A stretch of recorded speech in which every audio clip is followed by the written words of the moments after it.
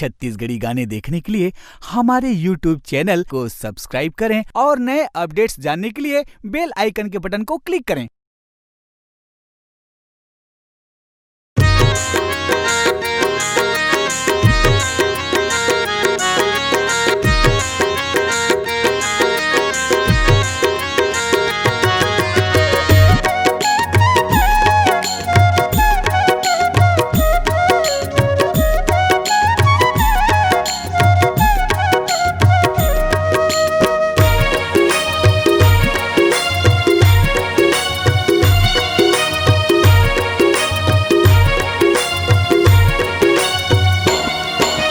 छत्तीसगढ़ के दुलरवा बेटा,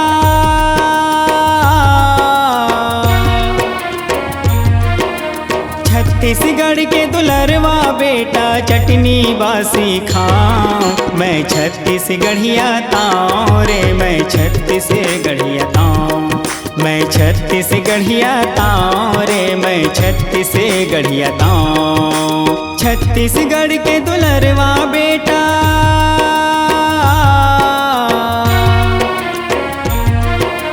छत्तीसगढ़ के दुलरवा बेटा, चटनी बासी खाऊं मैं छत्तीसगढ़िया ताऊं रे, मैं छत्तीसगढ़िया ताऊं, मैं छत्तीसगढ़िया ताऊं रे, मैं छत्तीसगढ़िया ताऊं।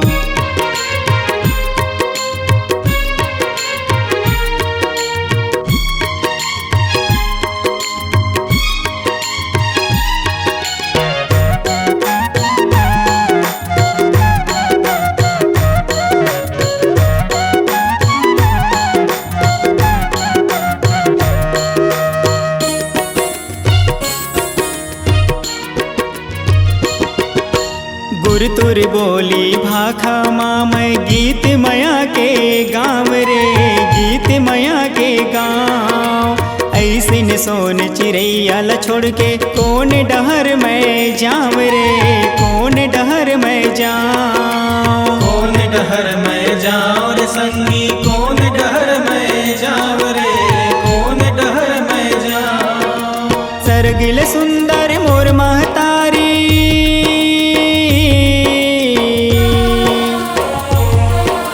सरगिल सुंदर मोर महतारी, सरगिल कहाँ ले लाऊं मैं छत्तीसगढ़िया ताऊं रे, मैं छत्तीसगढ़िया ताऊं, मैं छत्तीसगढ़िया ताऊं रे, मैं छत्तीसगढ़िया ताऊं।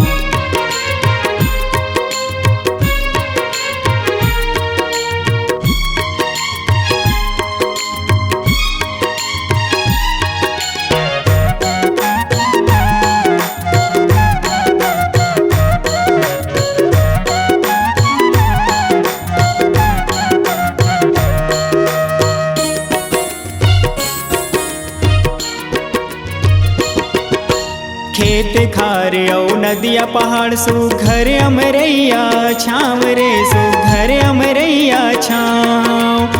पैडगरी मोर रत्ता बाट है बिन पनही के पाँव रे, बिन पनही के पाँव, बिन पनही के पाँव रे संगी, बिन पनही के पाँव रे, बिन पनही के पाँव। धन धन है मोर भागला संगी,